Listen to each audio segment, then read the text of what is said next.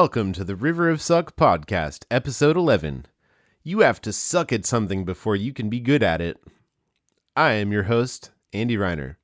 I, too, am swimming through the River of Suck, constantly, every day, but with a growth mindset. Thanks for joining my guests and I on this journey into fear and existence. My guest today is Ann Madden, a research scientist, science communicator, and engagement strategist. Hey, Ann, how's it going? Awesome, Andy. Awesome? Why is it awesome? Because I get to talk with you and share some stories. You really love to work with microorganisms. I do. I love microorganisms in a way that I often hear people talk about loving their pets. It's much more than just a profession. So as a microbiologist, I study them, but I am fascinated by them. I find inspiration in them, and I think they're beautiful. Beautiful and small. Yeah, mighty but powerful.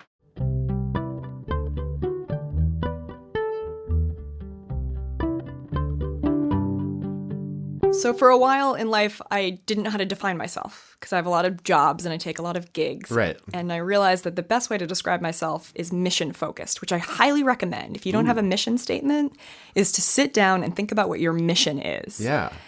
And so my mission is to reveal the utility and relevance of the microorganisms around us. And I do this as a research scientist, I do this as a science communicator, and I do this as an innovation and engagement specialist. So basically, I get to find new microbes in the world, new species, discover them and explore. Then I get to highlight their relevance by showing how they can make our lives better, making better beer or making new therapeutics. And then as an engagement specialist and scientific communicator, I get to share their stories with the world and let you know about all the ways that microbes are helping your life that you may not know yet.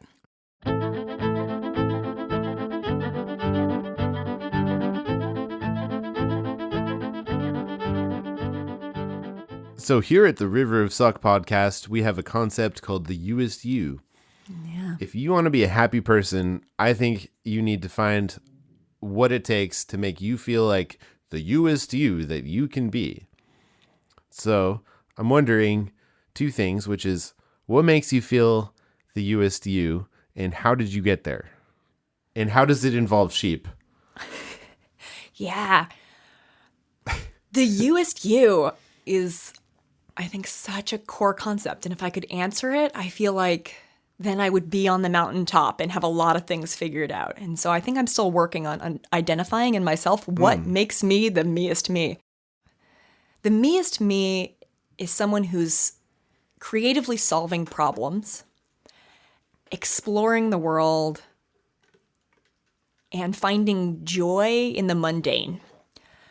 And Cool. the origin of that probably starts back when I was in middle school, there around, and I suffered from major depression, and it was awful. I even had a phobia of school. So this is funny later as someone who's been through so many years of schooling. Yeah. I think I overcompensated. But during middle school, I had a phobia of school. Things were awful. And this was back at a time where there wasn't a lot known about depressive disorders. And so I was on every medication in the world that doctors could think of, and each one held the promise of taking me away from the darkness, and they kept not working. And so there's really nothing more frustrating as a child than being told, don't worry, this will fix it. And then it doesn't. Oh. And so with time, things got better with different pharmaceutical interventions and work and playing with sheep and spending time in the quiet with sheep. Sure. But Sheer. Sheer. Oh, so good.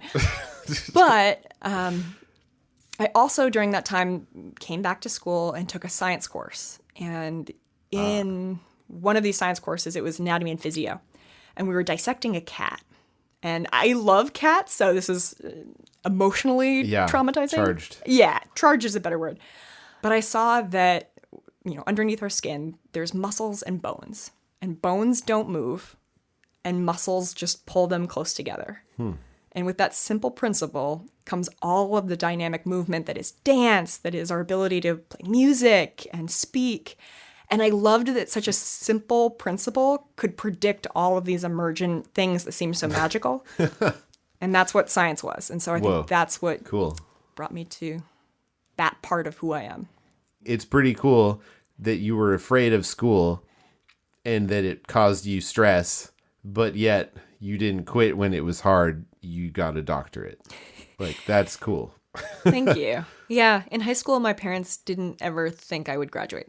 They thought that I might get High a school? GRE. So ninth grade is kind of the Okay. inflection point was ninth and 10th grade. And before that, in ninth grade, there was a Wow. big question about whether I'd ever graduate high school. And so 6 billion years later, maybe 15 years of school later, I don't know, so many years of school later. It's hard to be a kid and know what you're supposed to do with your life. And it's like, what are you going to do? What are you going to go to college for? It's like, I don't know. I'm a kid. I just need to be a kid for a little while longer. Yeah. And then, yeah, what is your purpose? What is your value to society? What is it that you do uniquely well? Oh, yeah. And what also makes you happy doing it? And we'll pay you. That's a lot to figure out when you're like 14. Yes.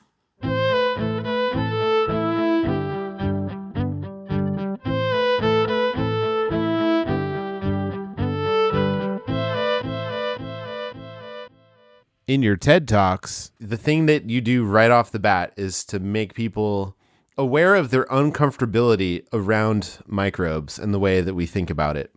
We need to move past the era where we're like sterilizing everything, cleaning everything. Oh no, it's dirty. Well, maybe we need that to live. You're trying to bring us into the future of microbes instead of this bizarre past. Yeah. So when we talk about microorganisms, we're talking about over 1 trillion species that live around us. But most of us only have kind of a few microbial moments. And those microbial moments are like, oh, I remember that time that I had strep throat. Oh, Hate yeah. those microbes. Or the microbes that we know are associated with rot and decay and human waste. And so those are oftentimes the associations I think of with microbes. But that's just like an alien coming to our planet and meeting animals. And the two animals that they got to meet were sharks and tigers. And they're like, we should get rid of all animals. They have big teeth. They can eat us. That seems mean and horrible. We should get rid of animals.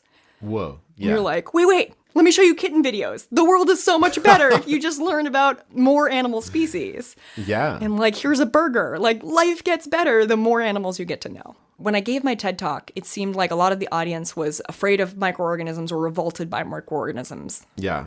There was a want to sterilize things to kind of move away from those things that could be gross. I have hand sanitizer in my pocket right now. Yeah, and I'm a big fan of hand sanitizer. I want to be clear. Some microbes are not our friends. Okay. But it's interesting in the last few years, there's also been this kind of counter movement of the microbiome and these microbes that are inside us that have so much promise to make our lives better. And it's interesting because now a lot of my work in communicating the science of microbes is about what the microbiome can do, but also to be wary of some of the claims around some companies that are saying, the microbiome is the silver bullet of everything. You had a bad day, your succulent looks wilted, you need extra kittens in your life, the microbiome will save you.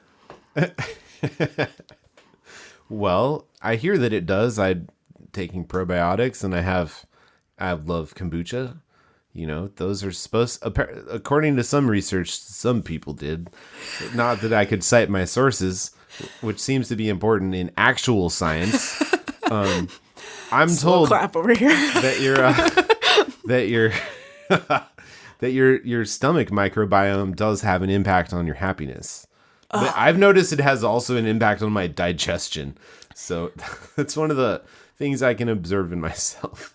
Oh, definitely. The microbes in us are doing remarkable things. And I mean, we know about some of them. They're breaking down plant material for us. They're creating vitamins for us. They are interacting with our immune system, which in turn influences everything from our broad health to aspects of our mood.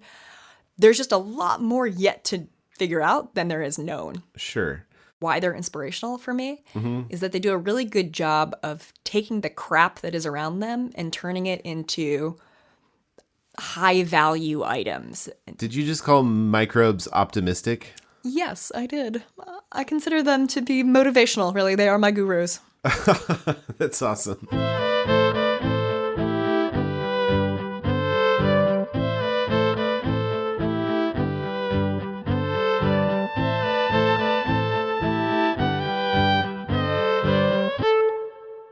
one of the many hats that I wear is chief scientific officer at a company, and there we use yeasts that come from wasps and bumblebees and all sorts of bugs to make new beer flavors. Yes. And we're expanding from beer into sake and cider and all of these different fermented beverages. And we're going over the data, and it's really interesting to talk to experts in the field of wine and food. And they're like, you know what, we really want our microbes to be able to do X, Y, and Z. We want them to create these flavor profiles, because flavor is super complex trait. Yeah. Because it's aroma, it's taste, it's mouthfeel, different molecules involved in all of those things. Yeah. And so they're interested in finding microbes that can do this. And we found microbes in a wasp that are really good at producing floral and honey aromas. And we think it's because, evolutionarily, the microbes are signaling to the wasps that there's sugar for them to find in the form of nectar or rotting fruit or tree sap. And that by the yeasts creating these floral and fruity aromas, the wasps go on over to them and then act as an airplane, bringing those immobile yeasts from sugar source to a sugar source. And so I like that whenever we have a beer made from these yeasts, we're enjoying the same flavors and aromas that wasps are. I like being connected in that way to little things that I don't think about. People think bugs are gross and weird, and they don't think they want to taste them. But how much do you like honey, you know? Yeah, that's a really good point. And it's not just about flavor. There's also microbes right now that can break down plastic. So anything that you can imagine in the world that today is a problem, whether it's plastic, whether it's a pesticide that won't go away, whether it's even a greenhouse gas. There is a microbial species out there that has evolved an ability to munch on that and poop out something different. And so what I get really excited about these days is how, knowing that there's a trillion microbe species around us, how do you find that microbe that does that so that we can then harness it and do what we do with yeast to make beer, grow it up and give it the space to make our world better. Well, and there's so many yeast strains that have been used for hundreds of years in certain kinds of beers. Yeast is like the secret magic. I mean, people used to pray to God or whatever they prayed to that their beer would ferment, because that was the only way they could get anything safe to drink. And we've been cultivating some of these same yeast for centuries, millennia. And you're saying, wait, do not rest. We're not done. There's more, and we can make it better. I mean, as a home brewer, I want to get my hands on some of these yeasts. I'm excited for more chances to experiment with different flavors, especially, I think bugs are cool. Yeah. So bugs with little bugs. You're all about the little bugs on the big bugs. The little... So many bugs. I study so many bugs. Bugs. The bugs on bugs on bugs. Yes. Bugs on bugs on bugs. Yes. Now we're talking. Yes. Someday soon, hopefully, we'll be able to release our yeasts for the home brewers market, because it's been really cool to work with commercial brewers and see what they've done with these yeasts, because the yeasts are functionally tools. And as you know, changing temperature parameters or how long you're brewing them or what you're brewing them with or what you're adding all changes a beer. And it's really fun to see what brewers have done with it. Well, I eagerly await the results of that so I can use it in my creative beer making. Andy's going to get to try a beer tonight that's made with one of the bumblebee yeasts. He doesn't know this yet, though. Yes. Life is good.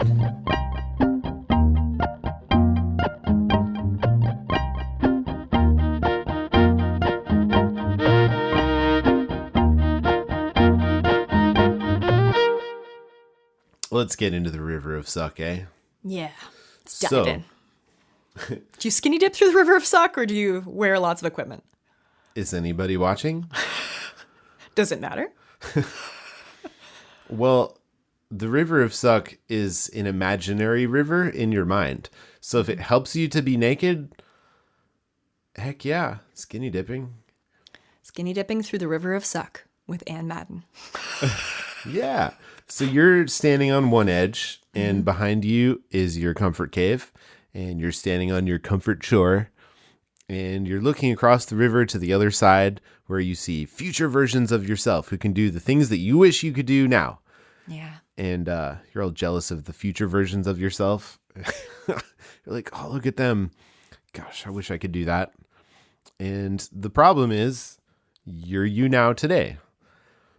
You want to get to the other side, but in between is the raging whitewater rapids of the River of Suck, the rocks that create those rapids, and, worst of all, thought piranhas, everyone's worst enemy. The negative thoughts that appear in your head trying to self-sabotage us. Why are they here? What are they doing? Stop making me afraid of everything. Rah, thought piranhas. Scary thoughts, So that's the River of Suck. And the idea is that in order to get to the other side, accomplish your goals, you're going to need to suck at something before you can be good at it. You're going to need to dwell in this process land where you want to do a thing, but it's just not coming out right yet. And you have to trudge through some mud with rocks and get bit by piranhas. And it sucks to suck. Yeah. So that's the River of Suck. My question to you is, how do you see this River of Suck in your life or your science life? Yeah. The River of Suck comes to me as all of the catastrophes that have never happened but could, and all of the catastrophes that have happened, and the weight of all of that feels exhausting. Oh, man. And uncertainty. And so it becomes knowing that if I could be more confident, if I could not get in my own way, I could be on that other side of the River of Suck. And instead, it's like my body is refusing to swim. And so there's that extra layer of, oh no, this is my own fault that I can't get across the river. And so that's all very abstract. It often comes down to fear of failure. There's absolutely fear of failure, but failure looks like different things. Right. So as one example, I get very scared before I give any talk. This is something that not everyone is familiar with, but anyone who has ever been in my life 24 or 48 hours before I've given a talk, I am sobbing. I am a mess. Like, I think the TED staff actually have jokes about me. I am a mess. I have no confidence. And I think about not, oh no, I'm scared about going on stage, but of letting people down. Like, I have this opportunity to talk about microbes. And what if I don't do a good job? What are all the consequences of that? Or as a woman in science, what happens if I suck? Will that hurt someone else? So this is why we're talking about this in a way that people can listen, because we all experience these fears and we think that we're alone, but we're not. Everyone feels this way. When I watch a video of you speaking on the TED stage, you look super confident. You look super passionate. You sound it. Everything's awesome. It's a great talk. I can't see any of that you're saying happened, which I believe you, but you got out there and you did it. So what happened in between the sobbing and getting out on stage? I've been told I have a very ugly process, but that's okay for the deliverable. That's the River of Suck. Yeah. It's the ugly process. It's a super ugly process. Tell me about this ugly process. Yeah, so it happens in science, it happens in research, it happens in business. Giving a talk is such a good example because it happens over and over again, and it shares a lot of the same parallels. So I'll get invited to give a talk, and it's shocking and wonderful, and it's all of that serotonin and dopamine of, oh my gosh, someone wants to hear something that I have to say. That feels so glowy and shiny and kittens and butterflies and all of those good things. And then pretty much immediately I'm excited about the puzzle of how do you talk about something in a new way that might engage an audience. Right. So give a different kind of talk to K through 12 students than you'd give to technology moguls. So I like that. Then it's a puzzle. And then almost immediately after that, and we're talking in the span of a few hours, it starts crashing into the, oh no, what have I done? So you've said yes, and then it really hits you. Oh yeah, thank you so much. This is magical. Get really excited. Text friends, text my sister. Oh my God, this is really fun. And then there's usually a point right in there that they've started to get into the pattern of knowing of like, Anna, are you sure you want to give another talk? Like you told me last time to say no to you. I'm like, no, it's going to be great. This one's going to be different. It's not going to take that much time. I'll be fine. And then I get really nervous. And it's about believing that I will let people down. Certain TED events, you're looking out and you see political leaders, Al Gore's over there to the left and Sergey Brin of Google's over to the right. And like, I think that's Carly Kloss in the background and supermodels. That's not intimidating at all. But those are not my most intimidating audience members because honestly, they're probably not going to remember who I am. Okay.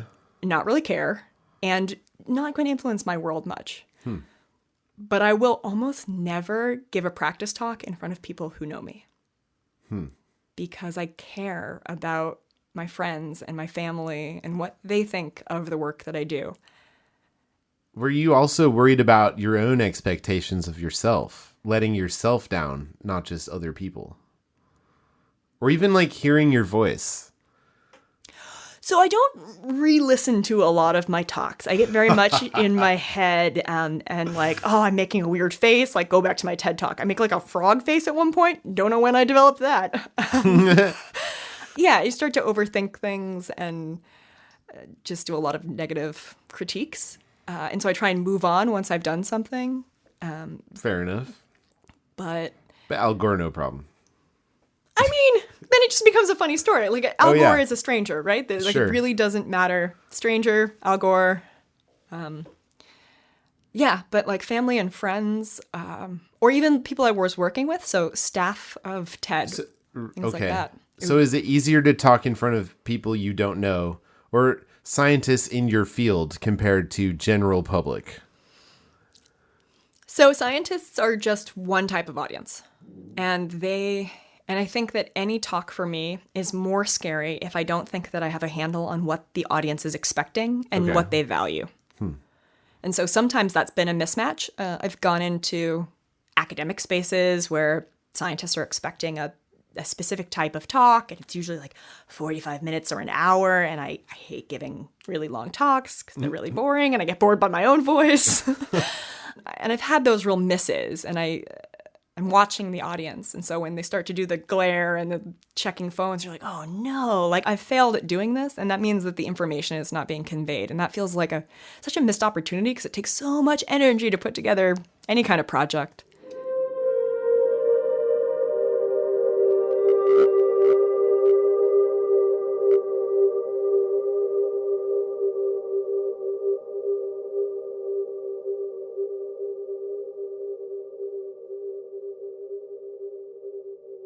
Okay, so I watched a TED Talk from 2017, and I think that's probably your famous popular one. I don't know. Yes. The one that's been seen by the most people? Yes, probably that one. Yep. The one where I said sex on your face on the same stage that the Pope spoke on the day before? Yeah. Yeah, that one. Yep. Claim to fame right here.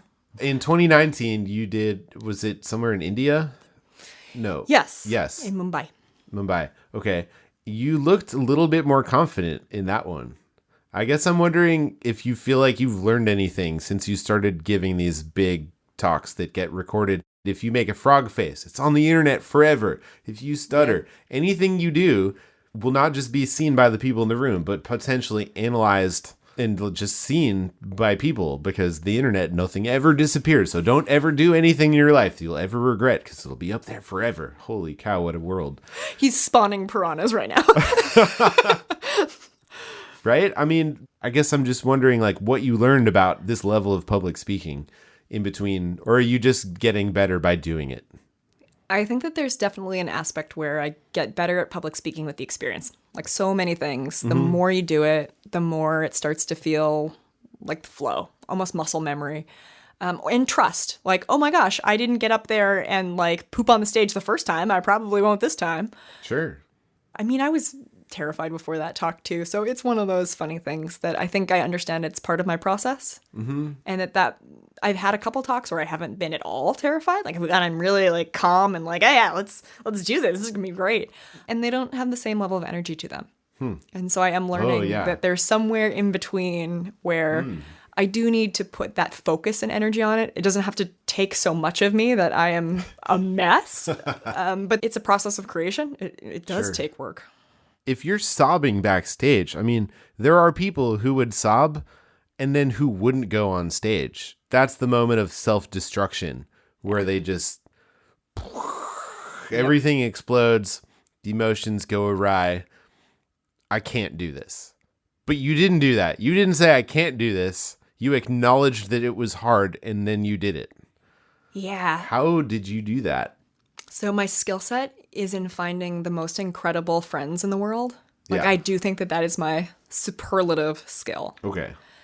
And often in my times where I'm most doubting myself, I turn to some of those friends or my sister, and they remind me of who I am. And in that, they sort of question my illogic. That, like, some of the narratives that I'm saying are just, they're just fear rather than being a fear that can be helpful. And I distinguish the two because it's, okay, yeah, you should practice. Like, if you don't know the words right now and you're afraid of, You should not be really knowing the nervous. words. You're not ready. Right. Like, it should motivate you to get ready. But then there's a point where it's like true imposter syndrome, or when it's just fear without words, when it's that fear in the body. And that's where my friends are truly kind and patient and deserve all the credit in the acknowledgement sections of any talk that I give, where they just sort of walk me back from the cliff, where it's like, all right, but remember, we love you no matter what. So they're the emotional support, Yeah. but you won't practice in front of them. Yeah. Just saying. I have work to do. I'm a really great therapist. I'm working on this stuff. Oh, hey. Wait, so you have a therapist and you're willing to admit it. Can we talk Absolutely. about that? Yeah. A lot of people think they have problems and they won't talk to anybody about it. Oh my gosh. I love learning from professionals. I think that that's my like dictum to go by, where do I learn about cool coffee stuff? From people that do a lot of research and work on coffee. And what kind of music do I like? People that are spending time with their craft. Sure. And so I feel that way about therapy, where it's like people that are trained to help me work through the things that we all have to some degree. That's awesome. That's great to have someone that can help you on something and that they're professionals in that space. So I find therapy useful. I don't really like it. It's Right. hard, but I find it really useful. This is a really good space to talk about this because some of the people who seem like they need therapy the most would be the most resistant. Unless they're super open-minded, I think that it would be treading on dangerous territory for almost anyone that I know, for me to go to them and be like, you need therapy. Like, I don't think it's appropriate for me to say that to most people. Yeah. But I mean, I recommend it, like, even if you think you're like, oh my gosh, my life is at the most amazing point. Like, you're sitting back there and you're just like, I got it all. Whatever all means to you, you have it all. You sleep well. Tell me what that's like. Like, if you're in that space, go get a therapist now. Life's full of ups and downs. It's the only constant. And it's way easier to have the tools and skills developed before you need them. So Cool. I'm a proponent for like prophylactic therapy as well. I don't know what that is. Like therapy before you need it. So like, Okay, yeah.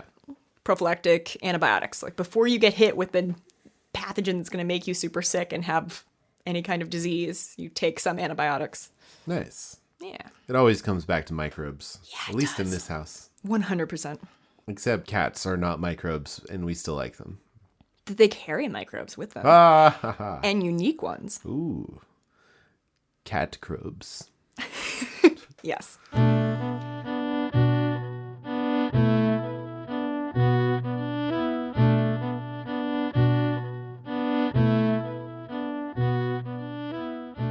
One of the reasons that I'm so excited to talk to scientists is because they don't always take failure personally. They say, oh, well, negative result. I didn't do the right experiment, or we need to do more experiments. Not, I'm terrible at this. I'm a bad person. And so I'm really interested in hearing, like, what do you consider to be failure? And why is failure a good thing? Or why is it, I mean, I don't know. What is failure? I think it's a great question to think about. What is failure? because there's the idea of a failed experiment. So often in science, things fail. I remember when I was a young science and industry trying to develop novel antibiotics and had this beautiful test and the chemical that we were really interested in was going to be the next greatest antibiotic. I came in and the test revealed that nope, it's like really good at killing microbes, but it's also really good at killing human cells. So that's just bleach, functionally. Ooh, okay, yeah. And so I was really sad. And one of my coworkers had been a professional scientist for a long time, and he like looks at me and he like giggles, and he's like, "Why did you ever think it would work? Science is 99% failure." That's a very sad thing to hear as a young scientist, because you almost feel like, oh, this is an impossible trek that you're about to go on. Sure. But it does also make these moments when you find new truths or you discover new species or something works, they bring great elation. Because it's like, oh my gosh, despite it all. Yeah, despite it all, there were so many late nights and painful amounts of work and hardship. You mean the river of suck? So much sucking from the river. Just like a waterfall of suck. Yeah. And yet in that you saw that it polished the stones that ended up being the things you wear on your necklace. I don't know. It's just sure, yeah. Yeah. Getting through it, seeing the beautiful moments. So would you say that failure is a crucial part of your life? Oh, failure is the journey of my life. Failure is a crucial part of my life in terms of every step along the way, including that sentence. But you never quit. You kept going. Yeah. How did you keep going? So I get asked that, and upon reflection, it never felt like I had a choice to quit. That's why I never quit music. Awesome. As a bad attitude little kid, that is why I didn't quit music. I didn't think I would be allowed to. Yeah. So I think that's that. There's some like enough years in, like, was I going to just turn away from science? I mean, I joke about that all the time, that I want to start a goat farm. Mm-hmm. But then whenever I start talking about that, invariably I'm like, oh yeah, and then I'll make cheese and I'll find new microbes on goats. And the joy sort of pulls me back. And I think that that's part of the resilience, is in remembering that that a lot of it is hard, but there is something that I find joy in, and that feels like it's me. And I can't actually quit it on a big scale. On a small scale, it might have been healthier for me to quit, actually, to listen to some of that fear at some point. Well, I'm stoked you didn't. Yeah, I mean, broadly, I'm happy I'm a scientist. But. Yeah.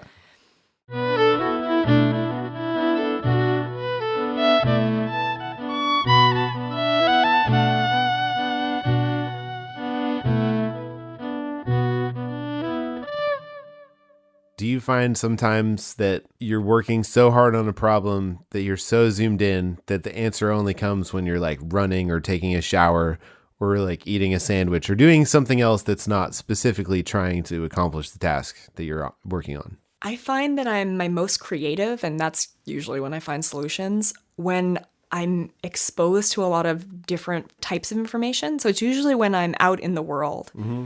And I'm meeting up with friends that are in business and friends that are in economics or artists, and start talking to them about the things going on in their world, the challenges that they face professionally. Mm-hmm. And that's when connections get made that I wouldn't have thought about afterwards. And so often my life is about finding microbes that can help solve problems. And there's two different ways of approaching that. You have this problem. Oh my gosh, we want to break down plastic. So go on a hunt for microbes that break down plastic. But there's another way that people don't often talk about, which is, okay, you found some of these microbes that like didn't do a great job at breaking down plastic, but they have these other unique skills. Like this one happens to grow at this really cold temperature. Where would that ever be useful? And that where would that ever be useful is oftentimes where you can find really remarkable things. So you're talking about meeting different kinds of people. Do you think there's even a getting outside of your comfort zone of people that you know element to that too? just being challenged on your ideas, and that makes a lot of people uncomfortable.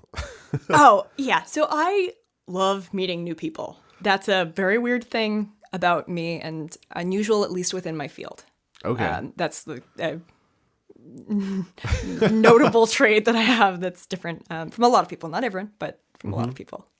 It's not what people think of when they think of scientists. I'm not reserved. I'm super happy to go all the way down talking about everything on a plane. So beware if you sit next to me.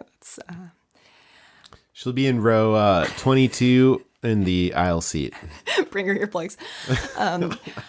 I really love, in general, meeting new people because I get to hear their stories. And two things. Yes, I learn about new things, challenges of one profession or another.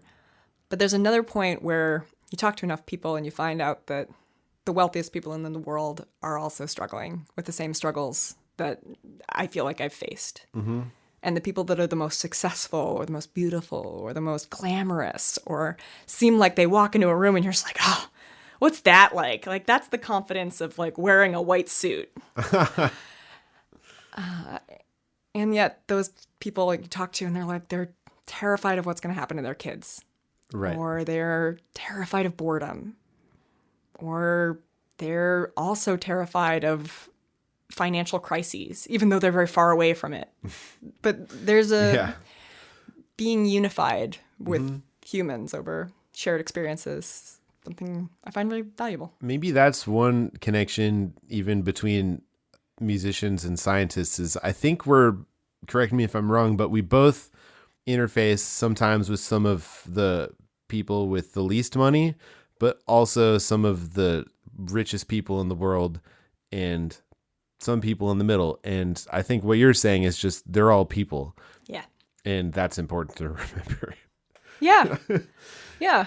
I think it's kind of fun being able to talk to people of the different, I hate to say classes, but this is a world of economies and capitalism, and it does change people. But I don't want to be stuck talking to one kind of people. I think I'm with you. Meeting new people is in its own way a comfort zone. You know what I'm afraid of? I'm afraid of boredom. Oh, huge fear. Huge fear is boredom. Like if I'm being challenged on my ideas, cool. That's great. That's not boring. Yeah. And so, okay, great example from the other day. I'm coming back from a few days trip and I've given a talk and I've had some business meetings and met up with some colleagues and like there were a lot of highs and lows. Like life is full of adventures and catastrophes, and I was dealing with the emotional repercussions of all of those things swirling around in my head. I get in my Lyft and the Lyft driver's like, "How are you doing?" And I was like, "Oh, roller coaster of a day." And he laughs. He was like, I was not expecting you to say that." And I was like, "Yeah, I'm sorry, it's nice to meet you. Why are you down here? How are you doing?" He's like, "Well, I just retired. I used to live up in New York City and I worked for the subway." And I was like, "Oh, I bet you have stories that I've never even thought about." Yeah. And he goes, "Well, yeah, one day," he's like, "a lot of people don't know that a lot of people commit suicide in the New York subway." And he's like, "One day I was there, someone had just done that on the tracks and I was really struggling with it. And I go up to my supervisor and I go, I got to take a drive. I got to get away from this experience." Supervisor said, "Sure, no problem." He's like, "I go out to my car and half of the body is on my car because it was an elevated rail." Whoa. And I was like, "Sir, I'm so sorry. Before when I said my day was a roller coaster, I lied. That day was a roller coaster. I'm fine. I just had some meetings and like maybe have to think about my confidence in certain science spaces." Perspective. Huge perspective. And I feel like that is the gift that I get sometimes from interacting with people is perspective. Yeah. Could all use a little perspective. Yeah. When are the piranhas really piranhas and when are they minnows with big shadows? Whoa. Hold on. Stop the presses. Minnows with big shadows? Tell me about that. So I think it's important for me to understand perspective because all of my fears can feel overwhelming. And that's not helpful for me because then I just get overwhelmed. And that's what stops me from being my meest me. Aha. And so I like the perspective, whether that's from learning about what other people are going through, from experiencing the world, from helping someone else and kind of getting a little bit of like, okay, there's a lot of ego in that fear that you have. All of that sort of helps me understand when a fear is truly overwhelming, when it can be educational, and when it needs to be just ignored. Wow. That is the real right there in Madden. Just saying. Cue cool music.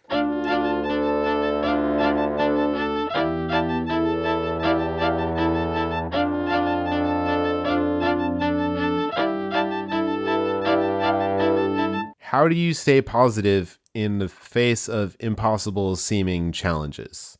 Imposter syndrome, self-doubt, or like a world of people denying that science is real? Do you have any strategies to deal with any of that? Whew. How do you get through the big bads?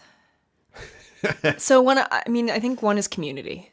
Okay, and yeah. for me, that really helps, like, whether it's... It's so funny. Community was the one word that I didn't say out of all the bubbles. And you got to the one word I didn't say. So it must be something about the community of people that we surround ourselves with. Yeah. Yeah, your support team. Yeah, and it's solidarity. I think part of the job of being a friend, a good collaborator, a colleague is inspiring the best in others, but also reminding them of their best selves. Mm-hmm. And that's important to me because I don't like feeling alone. If it's the idea that vaccines are awesome technology, keep us all safe, really remarkable. Yeah. And yet there's a big fraction of the population that doesn't believe this. Right. And it leads to horrible consequences. That can feel daunting and isolating, and it's pretty easy to give up in that space. Mm-hmm. But community can help provide that buffer to keep hope alive. Yeah. And I think that that's key, is like, for me, getting that energy to keep going through those moments and knowing that there will be an adventure to go along with that catastrophe. There will be a moment where in grad school, I used to have a story of the turtle moments. And so this is a very small scale story, but it works throughout other examples where I'm in the rainforest doing research, and one weekend I'm at a beach, like a beach clubbing thing. It's a lot of fun, but I'm with 3 or 4 friends, and we realize that all of the taxis have stopped going back down the street to the hotels. And so I have to walk down the beach a few miles now in the middle of the night without headlamps. And this is a space where, like, there are ants that come through that you walk through and just start stinging and biting. And I'm tired, and I've been working this whole summer without sleep. And I'm just like, this is the worst. I made so many bad decisions that got me to this moment where I'm walking in the dark, alone, in the heat, with bugs stinging me. Yeah. Hating everything. And then I walk over what looks like 4-wheeler tracks going up the beach. And I was like, wait, brain was processing. Like, there are no 4-wheelers in this part, but something's off. And so we take a step back and realize that there's a giant Oliver Ridley sea turtle nesting. And these are the turtles that are, like, bigger than 4-wheelers. They are huge animals.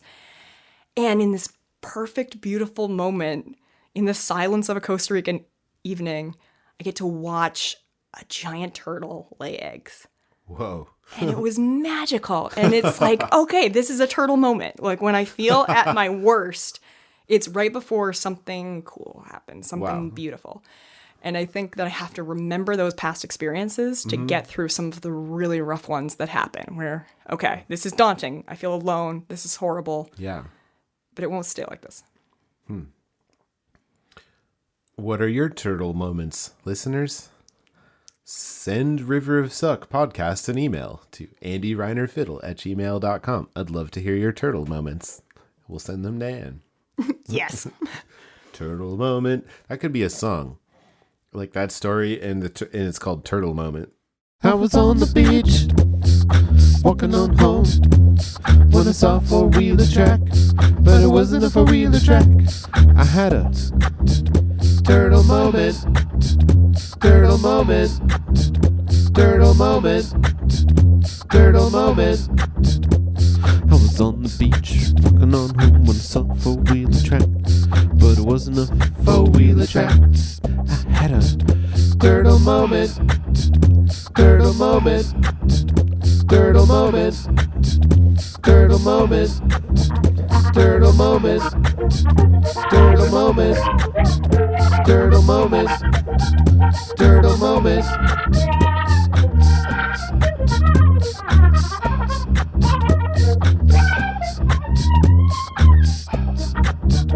Girdle moment, girdle moment, girdle moment, girdle moment.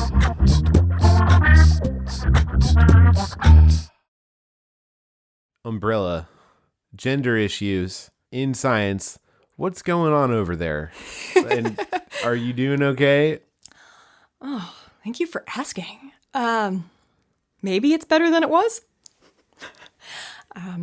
It's frustrating as when that has to be the discussion about anything related to science.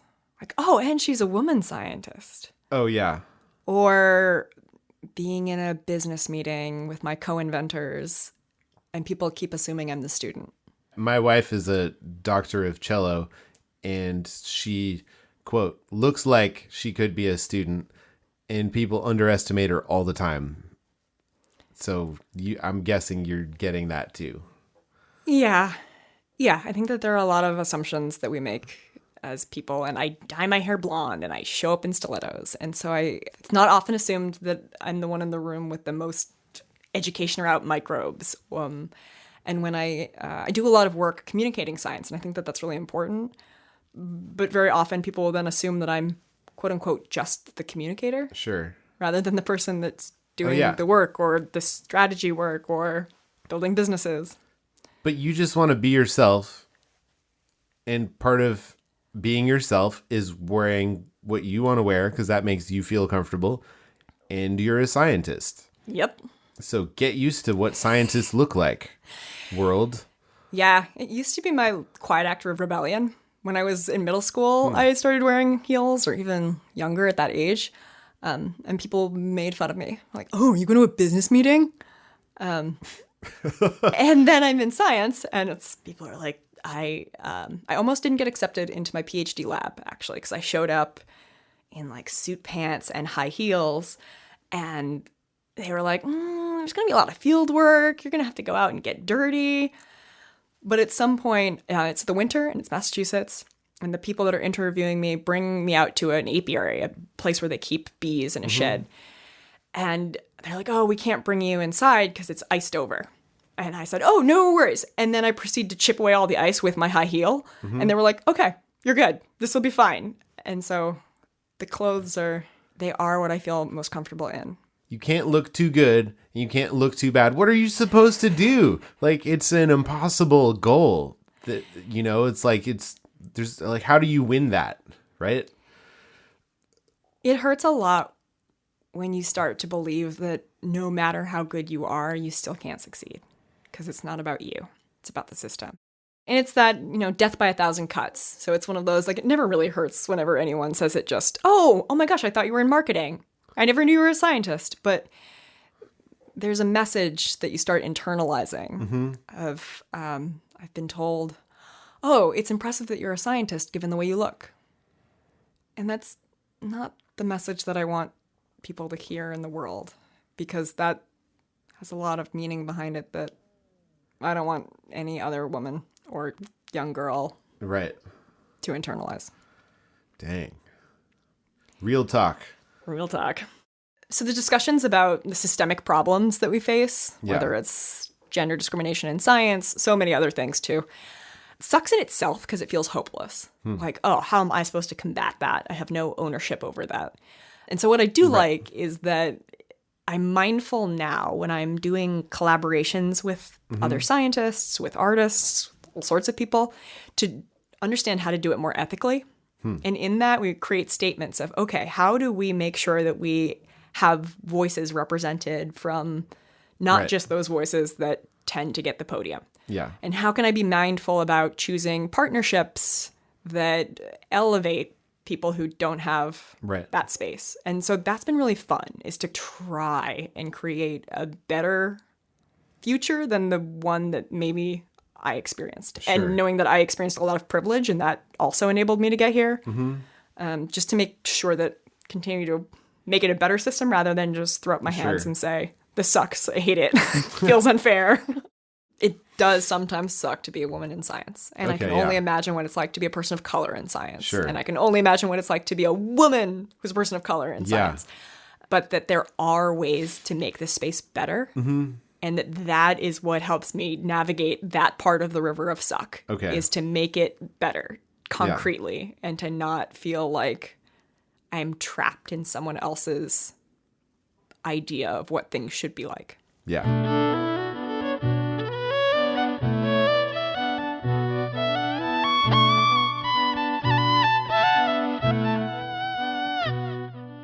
Didn't you win some kind of crazy award at some point?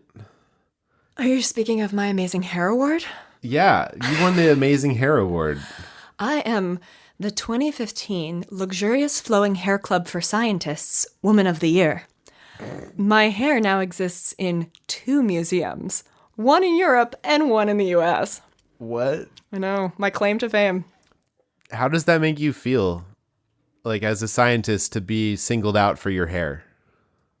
I mean, I kind of love the ridiculousness of it because it's all from a society that sort of revels in the whimsy. And Yeah. let's not take science too seriously, so let's create this society for scientists just Okay. about ridiculous hair. And it's by the same group that produces the Ig Nobels. Right. So these awards that make you laugh and then think. It was a surprise honor to be awarded that. I love it because it has nothing to do with merit. I don't particularly have good hair. Usually when I say like, oh, I have this hair award, people look at my hair and then they're like, really? Like your hair looks a little over-processed, maybe like little rough. But awards make people think differently. I'm like, oh, well, Anne's won awards for her hair. She has great hair. Yeah, right. And like, that's how ridiculous it is, right? Like it's on my Wikipedia page. Like Anne has the most famous hair in science. And that doesn't matter. And I enjoy that whimsy.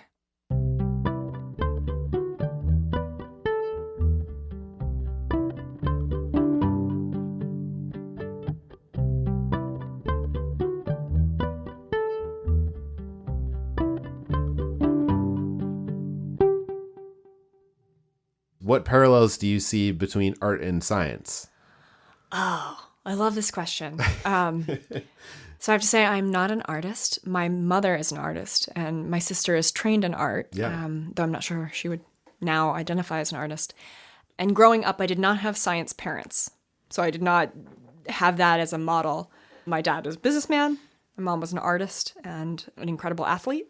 And what I think science is much more similar to art than what a lot of people initially describe, if that makes sense. There's a space of incredible creativity that's required Yeah. and uncertainty. And then you spend a lot of your energy, your heart, your soul, your time creating something that then you put forth to be judged by your peers, the people that know the most and judge the harshest, and everybody else. And that you are in a space where you also have a lot of uncertainty in terms of the process, in Yeah. terms of what you create, in terms of how it is received, in terms of what your job then is in this world of jobs and careers. People think of science and art sometimes as callings. Oh, it is your higher calling. But at the same time, we all do need to get paid in different ways. And there's an interesting discourse there on, are you providing a service? Or are you doing something that is your skill? Are you doing something that you are good at? That people say, well, you're a scientist. Well, I've never been good at math. It's like, no. Like I build up skills in my space. Yeah. And I've noticed the same thing with friends who are artists who people are like, oh, I don't draw. I can't do that. And it's like, these were developed and honed skills. Right. You too can have skills. Right. That's why we dive in. We do not dip our toes cautiously into the river. We dive in head first and we get wet. Yeah. So I think that there are a lot of parallels between Cool. art and science.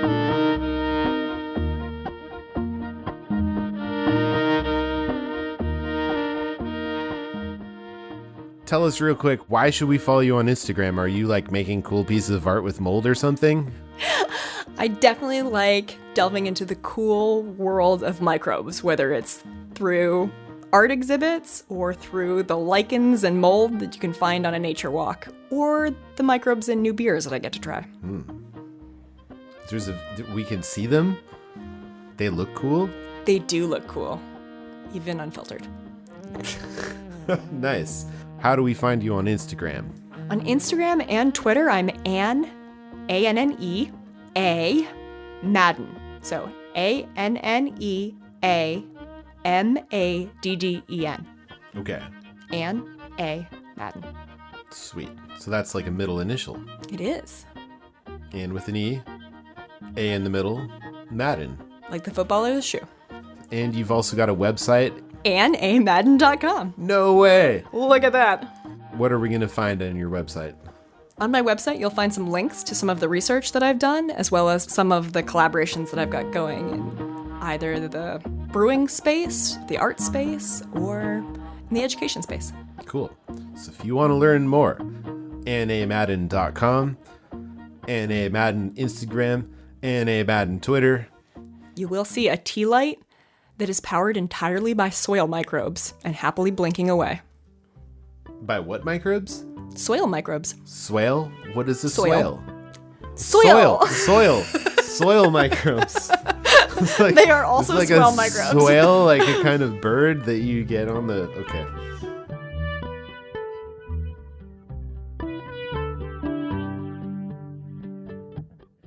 No one ever said crossing the river of suck would be easy or that you had to do it alone, so thanks for tuning in and giving it a chance. I'll be back with a new episode every month, forever. So make sure to subscribe wherever you listen. Leave a review. Here's an action item. Open your favorite social media app, Facebook, Instagram, Twitter, or all of them, right now, and make a post about how this episode had an impact on you. Be sure to visit riverofsuck.com for all the latest updates and to check out our stylish blue swim team t-shirts. Become a member of the River of Suck swim team for just $1 a month to support this podcast and access boatloads of extended interviews and full music tracks. My name is Andy Reiner. My name is Anne Madden. Till next time, keep swimming. Yeah.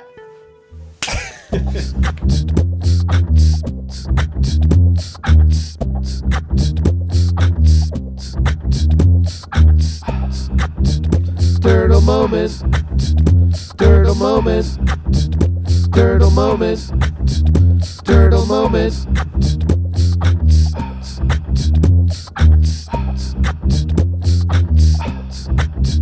Turtle moment. Turtle moment. Turtle moment. Turtle moment. Turtle moment.